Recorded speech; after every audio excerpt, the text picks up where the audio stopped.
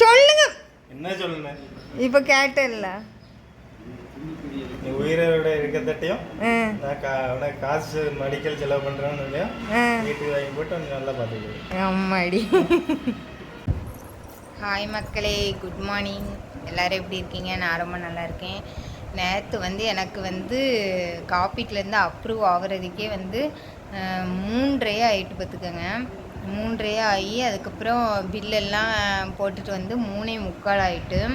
நான் அப்ரூவுக்கு அப்ளை பண்ணது வந்து 11 மணி. அது ஓகே ஆகி வந்து எனக்கு வந்து அந்த 8,800 உங்களுக்கு வந்து டயாலிஸ் பண்ணுறதுக்கு அமௌண்ட்டு பெறப்பட்டதா எப்படியோ சம்திங் ஒரு மெசேஜ் வரம்பத்துக்குங்க. அந்த மெசேஜ் வந்தால் தான் நான் பில்லு போட முடியும். அந்த பில்லு போட்டதுக்கப்புறம் தான் எனக்கு வந்து டயாலிஸ் போட்டு விடுவாங்க. அப்படி 3:45 ஆகிட்டு. எனக்கு அந்த இடப்பட்ட கேப்பில் வந்து படப்படன்னு ஒரு பக்கம் வருது. அதுக்கப்புறம் ரொம்ப நேரம், ஏன்னா மத்தியான ஷிஃப்ட்டு ஆட்கள் எல்லாம் முடித்து சாயங்காலம் ஷிஃப்ட் ஆட்களே வந்து டயாலிஸ் போட வந்துட்டாங்க. எனக்கு மெசேஜ் வரல 3 மணிக்கு. ரொம்ப வந்து ஃபீல் ஆகிட்டு, என்ன இது ஒரு வாழ்க்கைங்கிற மாதிரி. அதுக்கப்புறம் வந்து காலையில் வந்து லெமன் சோறு தான் சாப்பிட்டேன்னா, அது ஒரு மாதிரி தண்ணி எடுத்துகிட்டு வர சாப்பாடு மாதிரி இருந்தோன்னே ஒரு மாதிரி இருந்ததுன்னு. அதுக்கப்புறம் வந்து ஹாஸ்பிட்டல் கேன்டீன் இருக்குது பற்றியெல்லாம், அதில் போய் 90 ரூபாய்க்கு ஒரு சாப்பாடு வாங்கினோம். சாப்பாடு 90 ரூபா தான். அதில் வந்து ரசம், சாம்பார், தயிர், அதுக்கப்புறம் 2 பொரியல் வச்சு கொடுத்தாங்க. நான் வந்து சாம்பார் வச்சு கொஞ்சமாக சாப்பிட்டு கொஞ்சம் தயிர் வச்சு சாப்பிட்டுட்டு என் ஹஸ்பண்டுக்கு மிச்சத்தை கொடுத்துட்டேன். அதாவது ஒரு சாப்பாடு வாங்கி 2 பேரும் ஷேர் பண்ணி சாப்பிட்டுக்கிட்டோம். எப்போதுமே என் ஹஸ்பண்டு ஃபஸ்ட்டு என்னையை தான் சாப்பிட சொல்லுவாங்க. வயிறு நிறையிற அளவு சாப்பிடுன்னு சொல்லுவாங்க. நான் சாப்பிட்டதுக்கப்புறம் அந்த இதை வந்து அவிய சாப்பிட்டுக்கிடுவா ஒப்புத்துக்கோங்க. இப்படி தான் எல்லா இதுலேயுமே நாங்கள் ஷேர் பண்ணிக்குவோம். ஒரு டீ வாங்கினாலுமே ஃபஸ்ட்டு டீயை வந்து என்னையை குடிக்க சொல்லுவாங்க. தலைவலி நம்மளுக்கே தெரியும், இந்த அளவுக்கு குடித்ததுக்கப்புறம் தலைவலி போகிற மாதிரி இருக்கும். அதுக்கப்புறம் மோஸ்ட்லி வந்து நான் ஒரு டீ வாங்கினேன்னா ஒரு அரை டீயை குடிச்சிட்டு என் ஹஸ்பண்ட்டு அரை இதை கொடுத்துருவேன். அதே மாதிரி தான் ஒரு வடை வாங்கினாலும் 2 பேர் தான் பாதி சாப்பிடுவோம். இப்படி தான். அப்படி சாப்பிட்டதுக்கப்புறம் 3:45க்கு டயாலிஸ் போட்டுட்டு எனக்கு வந்து 7:45க்கு தான் முடியும், கணக்குப்படி 4 மணி நேரம்னா. அதுக்கப்புறம் வந்து நான் வந்து 7 மணிக்கே டார்ச்சர் பண்ண ஆரம்பிச்சிட்டேன். நர்ஸை கொஞ்சம் எடுத்து விட்ருங்க, என் பையன் தனியாக இருக்கான்னு சொல்லி வேறு போய் சொல்லி பார்த்தேன். நீங்கள் வந்து 7:30 வரையாச்சும் அட்லீஸ்ட் டயாலிஸ் பண்ணி ஆகணும்னு சொல்லிட்டு எடுத்தே விடலை மக்களே. அதுக்கப்புறம் 7:30 வரை டயாலிஸ் பண்ணி, அதுக்கப்புறம் பிளட்டு பிபி இந்த டென்ஷனில் எல்லாத்துக்கும் வந்து டயாலிஸ் பண்ணால் பிபி வந்து கம்மியாகுமா, ஒரு பிபிலேருந்து கம்மியாகும். எனக்கு ஃபஸ்ட்டு டயாலிஸ் ஸ்டார்ட் பண்ணும்போது 120 இருந்துச்சு, டயாலிஸ் முடியும் போது 160. அப்போ நான் எந்த அளவுக்கு அந்த தலைவலியில் உட்காந்துருப்பேன்னு பாருங்கள்.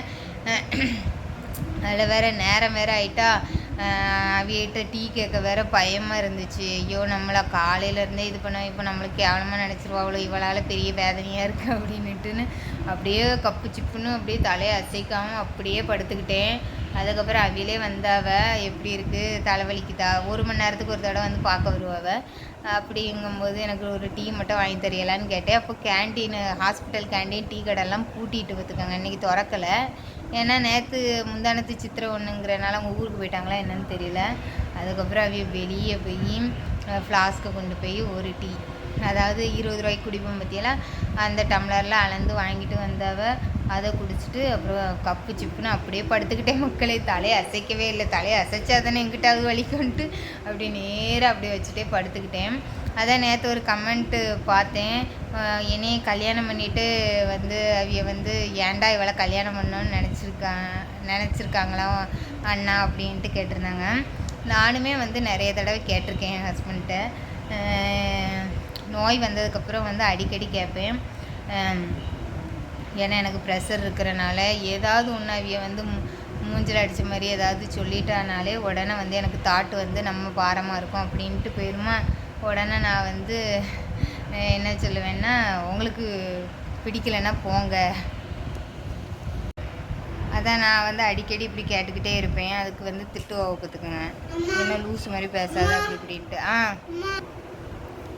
அதனால் வந்து ஆனால் வந்து அவிய வாழ்க்கை போயிட்டுன்ட்டு அவங்க ஃபேமிலியிலே வந்து அழுதுருக்காங்க எல்லாருமே, என்னையுமே திட்டியிருக்காங்க. எல்லாமே நடந்திருக்கு மக்களே. அதெல்லாம் கேட்டு என் மனசெல்லாம் ரொம்ப கல்லாகி போச்சு. ஏன்னா வந்து யாருமே எனக்கு இப்படி உடம்பு சரியில்லை, இந்த பிள்ளை இப்படி கஷ்டப்படுதுன்னு யாரும் நினச்சது கிடையாது. அவங்க தான் கஷ்டப்படுறாங்கன்னு தான் எல்லாருமே நினைப்பாவ. அவைய கஷ்டப்படுறாவ, அவைய வாழ்க்கை போயிட்டு இருந்தால் அப்படி எல்லாருமே ஆசைவ. அதனால் அதெல்லாம் கேட்டு கேட்டு இதாகி போச்சு. அதனால் வந்து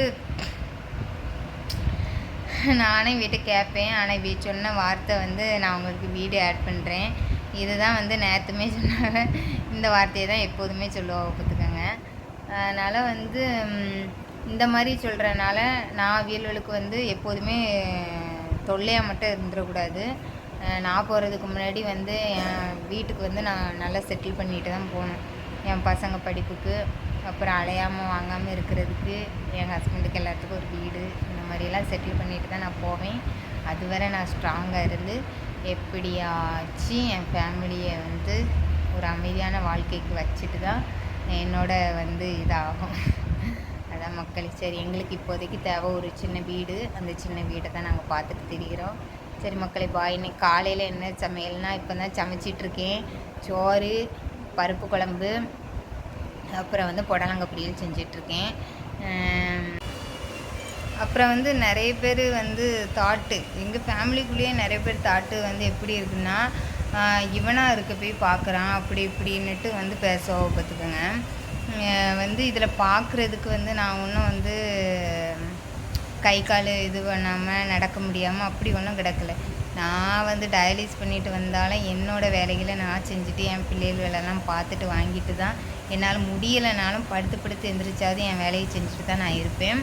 அதனால் நீங்கள் வந்து ஒவ்வொருத்தருக்கும் இந்த மாதிரி தாட்டு உள்ளவங்க ஹாஸ்பிட்டல் வந்து பாருங்கள். எப்படி ஒவ்வொரு ஹஸ்பண்டும் ஒவ்வொரு ஒய்ஃப், டயாலிஸ் பண்ணுற ஒய்ஃப் மேலே எந்த அளவுக்கு பாசம் வச்சுருக்காங்க, ஒரு தாய் ஒரு பையன் மேலே எவ்வளோ பாசம் வச்சு கேர் பண்ணுறாங்க. அப்புறம் வந்து ஒரு ஹஸ்பண்ட் மேலே ஒரு ஒய்ஃப் எந்த அளவுக்கு கேர் பண்ணி பார்க்குறாங்கன்ட்டு நீங்கள் வந்து ஹாஸ்பிட்டல் வந்து பார்த்தா தெரியும். அப்புறம் வந்து நான் வந்து அந்த விஜய் பார்க்க போனேன்னு சொல்லி போட்டிருந்தேன் பார்த்தீங்களா. விஜய் பார்க்கல. ஆனால் வந்து அதுக்கு வந்து 2-3 கமெண்ட் வந்துருந்து. ஃபஸ்ட்டு ஹெல்த்தை பாருங்கள் அப்படின்ட்டு.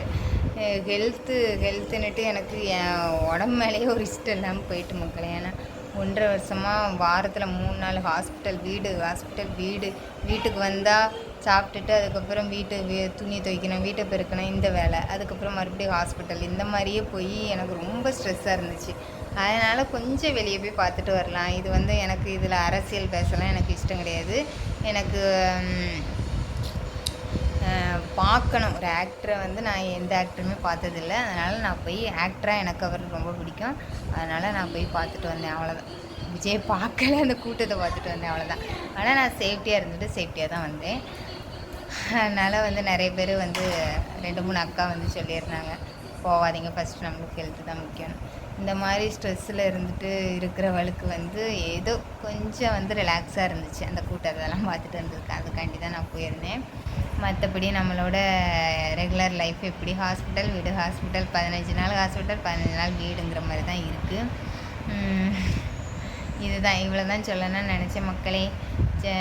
ரொம்ப டயர்டாக இருக்கேன். ஏன்னா நேற்று 9:30 ஆகிட்டா வீட்டுக்கு வர்றதுக்கு. வந்தோடனே படுத்தோம். இப்போ காலையில் உட்காந்து சமைச்சிட்டு கிடக்கேன். இனி வந்து சாப்பிட்டுட்டு துணி வந்து 1 வாரம் துவைக்கலை. இன்றைக்கி உட்காந்து எல்லாத்தையும் துவைக்கணும். துவைச்சிட்டு வீட்டு வேலையை முடிச்சுட்டு இனி நாளைக்கு கண்டிப்பாக சப்ஸ்கிரைப் பண்ணுங்கள். என் ஹஸ்பண்ட் சொன்னதை நோட் பண்ணியிருப்பியா, அவையலால் மெடிக்கலுக்கு இது பண்ண முடியலைனாலும் நல்லா பார்த்துக்குவேன்னாங்க. மெடிக்கலுக்கு நான் தான் போராடி ஆகணும். அதனால் வந்து நீங்கள் கொஞ்சம் சப்ஸ்கிரைப் பண்ணி என்னோடய வீடியோஸ் பார்த்தா எனக்கு கொஞ்சம் ஹெல்ப்ஃபுல்லாக இருக்கும். யூடியூப்பில் இருந்து மணி கிடைக்க எனக்கு வந்து யூஸ்ஃபுல்லாக இருக்கும். கண்டிப்பாக சப்ஸ்கிரைப் பண்ணிவிட்டு அந்த ஹைப் ஆப்ஷனும் கொடுத்துருங்க மக்களே.